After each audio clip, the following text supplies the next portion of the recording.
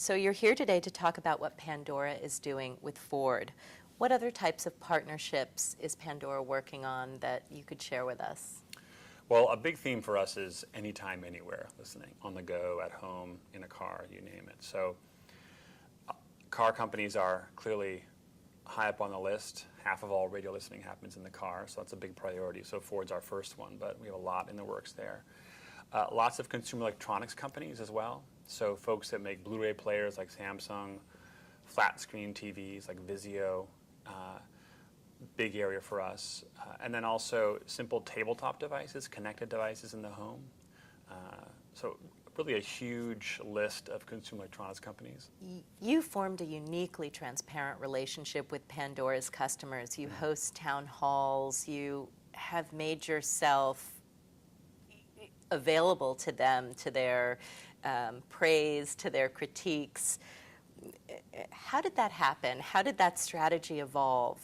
And how do you maintain it as the scale of your company is growing? I think it started by accident. We did have a notion at the very beginning when we launched that we would view every interaction with a listener, every inquiry, every complaint, et cetera, as an opportunity.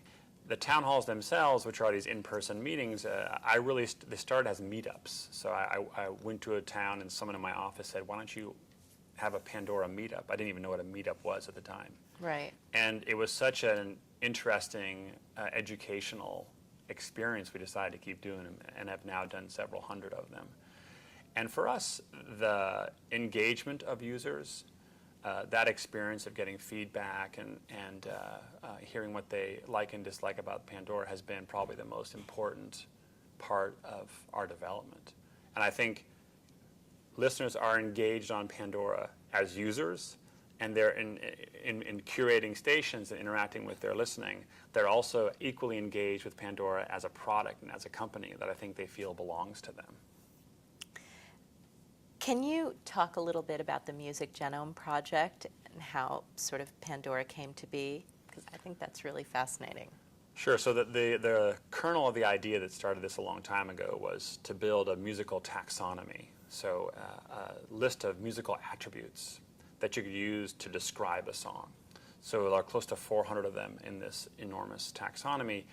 We have musicians that for 10 years now have been listening to songs and analyzing them along these 400 attributes, kind of the equivalent of musical DNA. That analysis, those numbers that result from that, are what we use to connect one song to another or to sequence playlists. So we're building playlists when you type a song into Pandora. We build playlists based on that musical relationship. And as you thumb songs up and down, which people do often, 2 billion this year alone, we get better for you by mapping that back onto this musicological foundation. So the core idea here is let Pandora be that friend of yours who knows what you like and don't like and has this encyclopedic knowledge of music and can kind of nail it for you musically. Can you give a couple of standout examples of how advertisers have utilized Pandora at the full breadth of Pandora's power and engagement with consumers? Sure. So one of the things that's changed for Pandora in the last couple of years is we've gone off of the desktop.